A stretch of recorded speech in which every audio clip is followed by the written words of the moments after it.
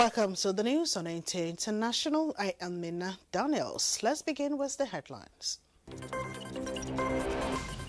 Vice President Chetima leads Nigerian delegation to Anga 80th session. FG revokes 1,263 mineral licenses following default in annual service fees. Guinea holds referendum on new constitution.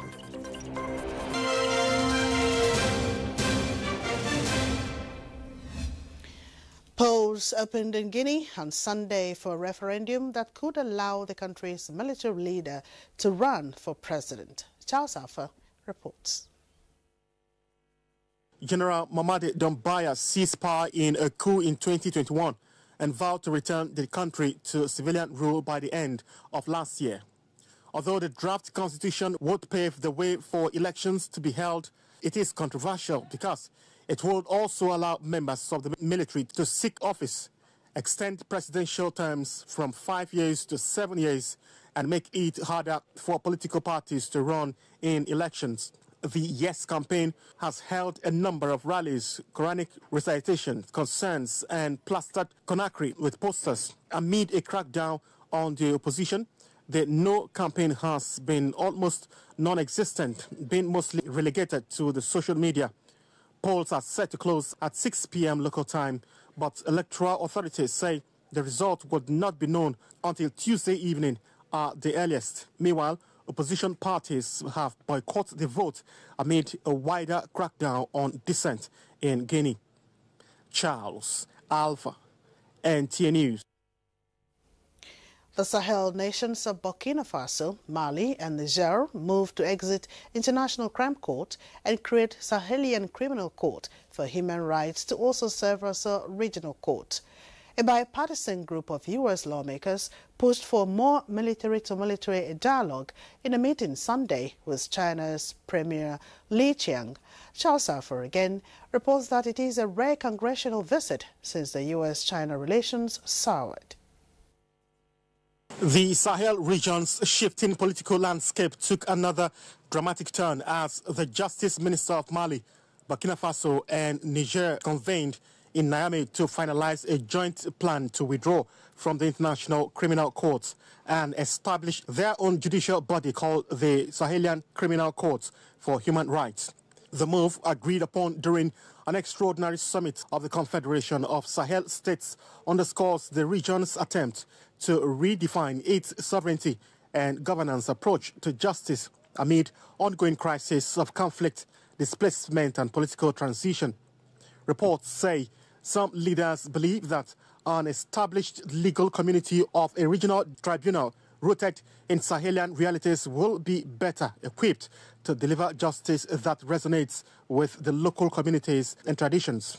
The Sahelian Regional Court is believed could combine African customary justice with modern legal frameworks. Elsewhere, U.S. lawmakers pushed for military dialogue in rare China visit. The last trip by a group of senators was in 2023, and Sunday's delegation was the first from the House of Representatives to visit Beijing since 2019. Lee welcomed the delegates led by Representative Adam Smith and called it an ice-breaking trip that will further the ties between the two countries.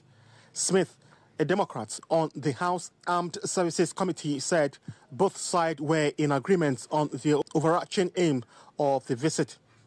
Charles Alpha, NTA News. The 10th edition of the ECOWAS Sustainable Energy Forum 2025 has held in Banjul, the Gambia, as one of the key components marking the 50th anniversary of ECOWAS. Energy ministers, experts, partners and civil society discussed solutions to accelerate access to sustainable energy, particularly through the regional electricity market, clean mobility, the water energy agriculture nexus, and expanding access to clean cooking. Green hydrogen was identified as a strategic opportunity requiring pilot projects, financing, and enhanced cooperation. The forum was also used to honor actors in innovation and sustainable development who are supporting the regional commitment to clean energy as a driver of resilience and prosperity. Vice President Kashim Shettima is leading Nigeria's delegation to attend the 80th session of the United Nations General Assembly in New York, United States of America, from Monday, September 22 to Sunday, September 28, 2025. Vice President Shettima is representing President Bola Tinubu at the global event, which will deliver Nigeria's national statement and join other dignitaries at the UN high-level general debates, among other side events. The Vice President will also announce Nigeria's new nationally determined contributions under the Paris Agreement at this year's UN special event on climate. And climate activists in Abuja join millions around the world to commemorate the Draw the Line Day of Global Climate Action. The day underscores a collective call to end climate injustice, poverty and environmental destruction, even as vulnerable communities continue to suffer the impacts of increasingly severe weather events. Charles Harfer reports. For justice for Africa and renewable energy for people and planet, they marched. For the expedited passage of the Environmental, Social and Health Impact Assessment Bill before the House of Assembly, they marched.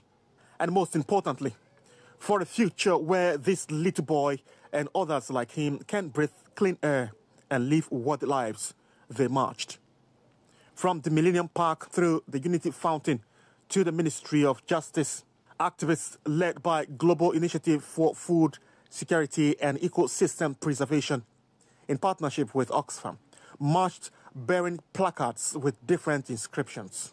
On this Fund the Future, Not Crisis March, part of the Drawing the Line Day for Global Climate Action, they demanded an end to the use of public funds for destructive industries that fuel floods, fires, heat waves, hunger and poverty.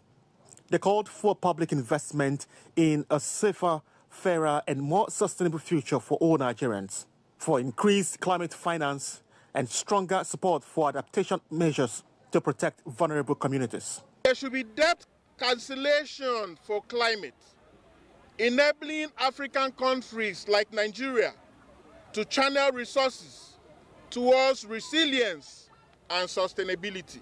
That the National Assembly to expedite action on the Environmental, Social and Health Impact Assessment Bill currently before the House. It is a key step towards protecting the people, the environment and the planet.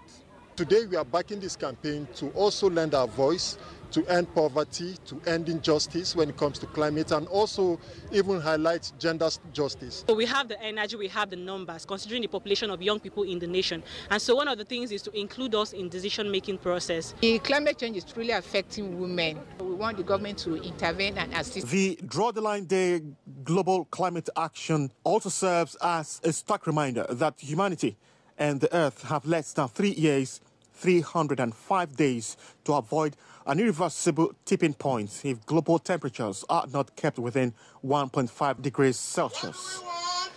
Charles Alpha, NTA News.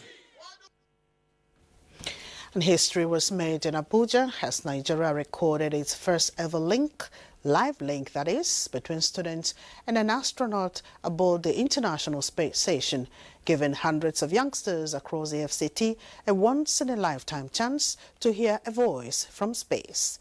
Justin Bemuye reports. One after the other, they filed in.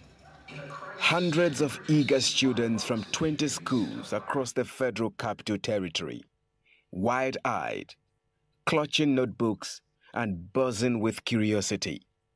Their destination? The National Space Research and Development Agency, NASDA. Their mission? To touch the stars without ever leaving Abuja. But this was more than a school excursion. It was Nigeria's first ever live link-up between students and an astronaut aboard the International Space Station. a giant leap for the nation's space education. And inside NASDA's hall, the air was electric.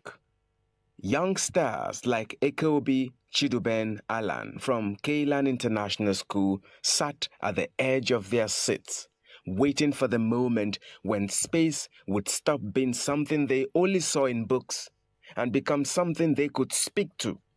Right now, we don't rely so much on artificial intelligence, but we do rely a lot on... And then it happened. The voice of NASA astronaut Zena Kadman aboard the International Space Station.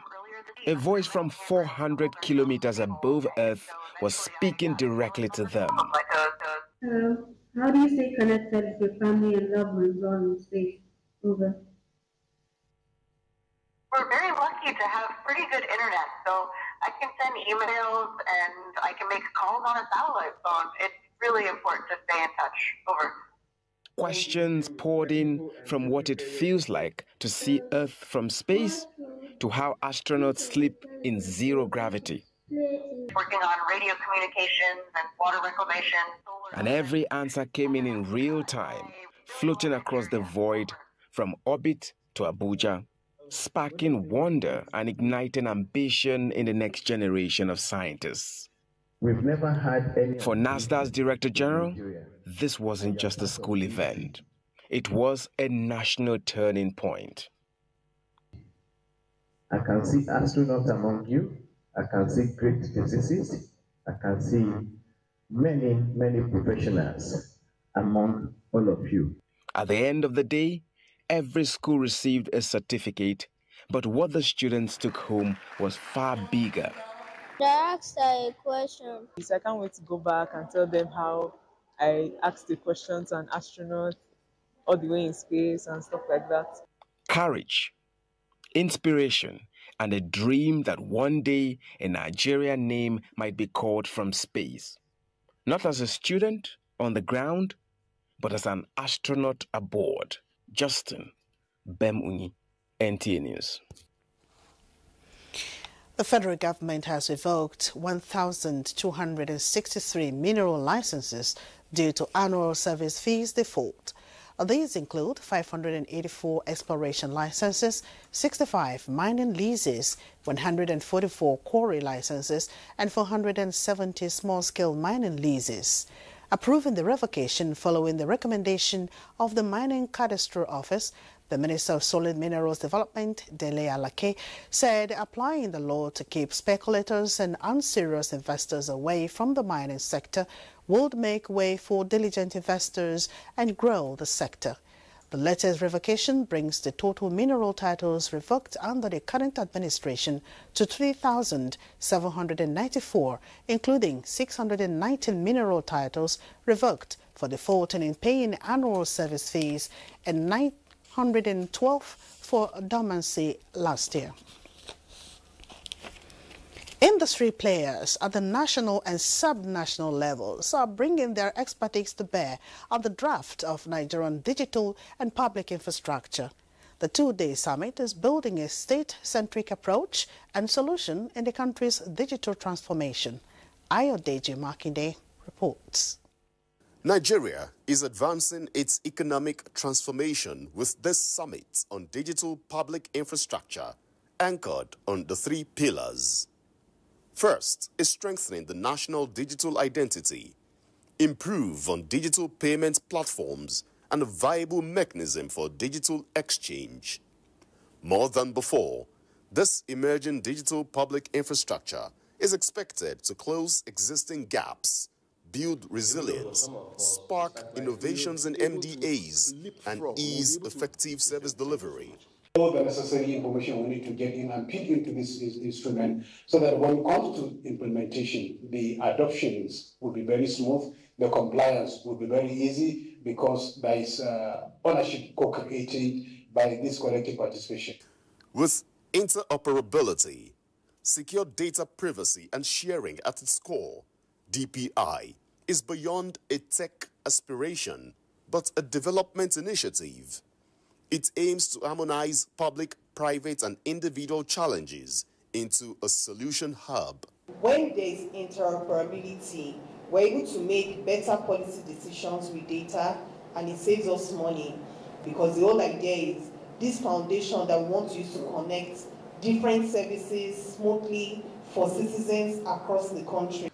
Already, the finding of this report are shaping conversations, informing policy designs, and institution reforms.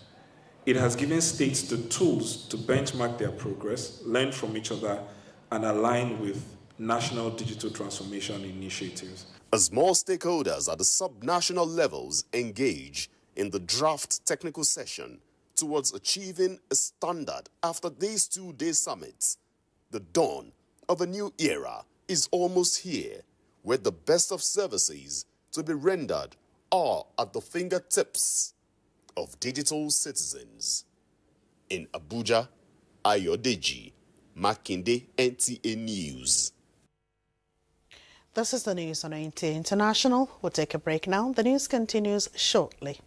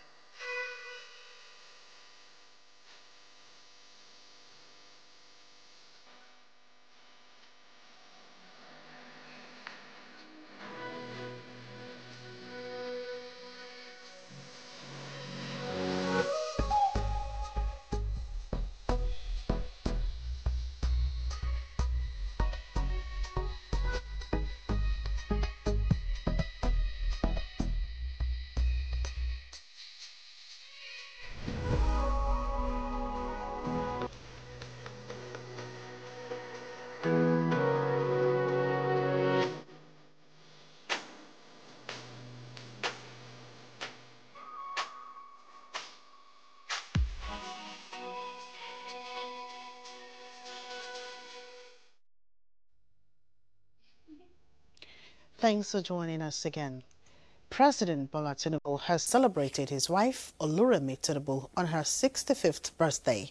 In a statement, the president praised the First Lady for her strength, devotion, and unwavering support. He described her as a steady anchor and unshakably firm pillar of strength. The president highlighted the First Lady's quiet strength, dignity, and patience, noting that she has served the country through her sacrifices and unwavering love. And eulogies ceaselessly pour in to honor Nigeria's First Lady, Senator Oluremi Tinubu, as she turns 65. Kolo Mohammed compiles the birthday messages from well-meaning Nigerians who describe the celebrant as the mother of the nation. Nigeria's First Lady, Senator Oluremi Tinubu, turned 65 years of age on 21st September. Messages wishing her the very best of the day and going forward are majorly premised on her objective role in inclusive nation building. The ruling All Progressive Congress APC felicitates with her on her birthday anniversary, marked in further service to the nation via possible completion of the National Library. In the same vein, Vice President Senator Kashim Shettima celebrates the First Lady as she attained 65 years of age, wishing her further brilliance in bill of health and well-being. Governor of Niger State, Mohammed Umar Bago, eulogizes the First Lady on her 65th birthday celebration, praying God gives her many more celebrations going forward.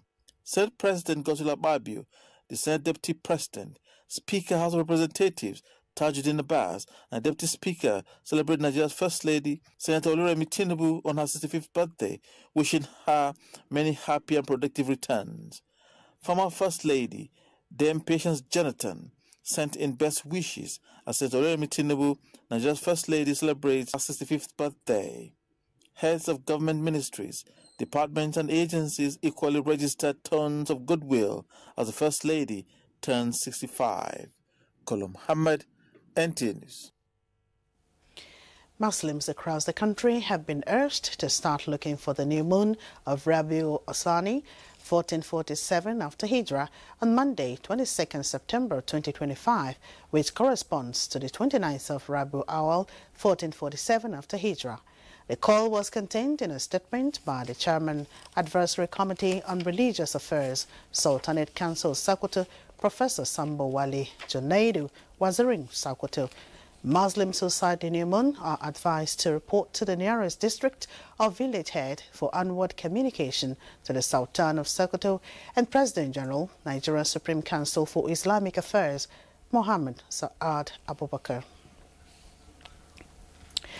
And after days in observatory custody following their arrest by the operatives of the National Drug Law Enforcement Agency, NDLEA, 2 Brazil returnees have excreted 116 wraps of heroin and cocaine they ingested at the Murtala Mohammed International Airport, Ikeja, Lagos, as a businesswoman was caught in the act with drugs hidden in her underwear. Sawa Khalil Ibrahim brings us details. This week is a tale of 2 Brazilian returnees. One of the suspects, a 46-year-old man, was arrested at the Lagos airport upon his arrival from Brazil to courier a consignment in Lagos for a reward of $2,500. However, he ran out of luck when a body scan confirmed he ingested illicit drugs. He later ingested 111 wraps of heroin in 8 excretions. His partner in crime was later arrested at a hotel in Lagos. Similarly, another Brazilian returnee was identified with a Class A drug in his system at the same Lagos airport. And under excretion observation, he finally ingested 5 big wraps of cocaine weighing 145 grams, a process that almost took his life. Meanwhile, a businesswoman was taken into custody after aviation security officers arrested her for concealing illicit drugs in her underwear while attempting to board a flight to Doha. 2 big parcels that tested positive to methamphetamine were recovered from her underwear pad. At the narco export shed of the Lagos airport, NDLEA operatives intercepted a consignment of food items used to conceal 40 wraps of methamphetamine heading to Hong Kong, and a 59-year-old suspect was taken into custody. These arrests and seizures, the NDLEA says, represent a significant milestone in its determined effort to dismantle drug trafficking organizations operating in Nigeria and around the world. In Abuja, Salwa Khalil Ibrahim, NTA News. The federal government has been commended for her commitment to developing the nation by initiating projects that have direct impact on the well-being of the citizens. The Joint National Assembly Committee on Works gave the commendation at the end of a 3-day oversight of ongoing federal projects in the Southeast. Blessing Anyanwu reports. The Joint National Assembly Committee on Works on Oversight of Federal Projects in the Southeast inspected Enugu-Port Harcourt Road Section 3 Dual Carriage, Enugu-Abakaliki Highway Flyover, Aba-Port Harcourt Expressway Section 2, rehabilitation of Achingali, Udobi, Uwana-Ubakala Road and bridge across Imo River. Other sites include the Anambra axis of ongoing construction of Enugu-Onitsha Expressway, dualization of Nightmare Enugu-Otukpo-Makurdi Road project, and Abakwa Junction axis of Enugu-Onitsha Highway. All these projects are at various stages of completion. The lawmakers who frowned at some irregularities noticed, however, commended the contractors, supervisors, and the Federal Ministry of Works for prompt supervision of the projects. They are optimistic that the projects, when completed, will help develop and promote trade in the zone. A few years to the last administration, this road was awarded, but the real funding has come with this administration, which is a big plus to Asiwaju Bola Ahmed Tinubu, our president, and the Minister of Works, His Excellency, Senator David Umahi. We're happy with what we've seen today. So far, so good. We hope that the President continues in this direction. If he continues, within a short time, the roads in the south, it will all be completely motorable, and Nigerians will be happy. Governor of Enugu State, during an audience with the lawmakers at the Government House, thanked the federal government for the huge investment in the zone. We take road infrastructure very seriously here, and we cannot do that in isolation. So that is why this committee is of utmost importance to us, because we need to work in sync with the federal government. He, however, employed the federal government to give Enugu State special attention, given her historical background in Enugu. Blessing Ayaun, NTA News. Time now to join Suleiman Musa for the latest in the world of sports. Paris Saint-Germain Feminine have officially unveiled Nigerian forward Rasheedat Ajibade as one of their top summer signings. The Super Falcons captain joined the French giant after the expiration of her contract with Atletico Madrid Feminine and was presented to fans alongside other new arrivals ahead of PSG's emphatic 5-2 win over FC Nantes. At 25, Ajibade brings pace, flair and creativity to the squad, with high expectations that she will play a key role in PSG's push for both domestic dominance and European success this season. Still on football, Rivers United earned a valuable away result in the 2025-2026 CAF Champions League preliminary round, holding Les Aigles du Congo to a goalless draw in Kinshasa. Finidi Jos men put up a solid performance but were unable to convert their chances. Focus now turns to the decisive second leg next weekend when the Pride of Rivers will host the Congolese champions at the Godswill Akpabio Stadium in Uyo. And finally, as part of their build-up to the 24th FIFA Under-20 World Cup, Nigeria's Flying Eagles were held to a 1-1 draw by host Chile in a competitive friendly on Saturday. The Nigerians struck first in the 18th minute, but their advantage lasts just a little, with Chile capitalizing on a defensive lapse to draw level. The Flying Eagles will continue preparations with another warm-up game against Australia's Under-20 side on Tuesday as they fine-tune strategies for a strong campaign beginning next weekend. With Sport Update, Suleiman Musa, NTA News. And our check on Monday's weather prospects in major cities and around the world is next.